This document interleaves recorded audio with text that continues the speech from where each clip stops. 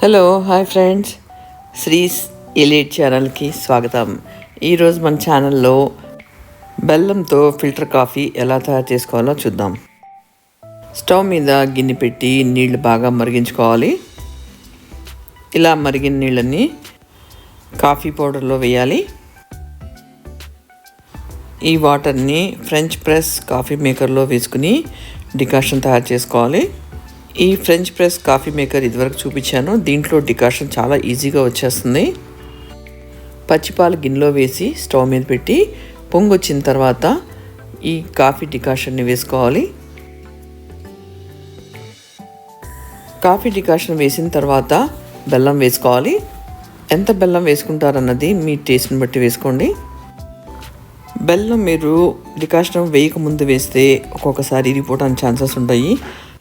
కొన్ని రకాల బెల్లంలో లైట్గా సాల్ట్ టేస్ట్ ఉంటుంది. అలాంటప్పుడు విరిగిపోవడానికి ఛాన్సెస్ ఎక్కువ ఉంటాయి. కాబట్టి డికాషన్ వేసిన తర్వాత బెల్లం వేసుకోండి. Enjoy the coffee.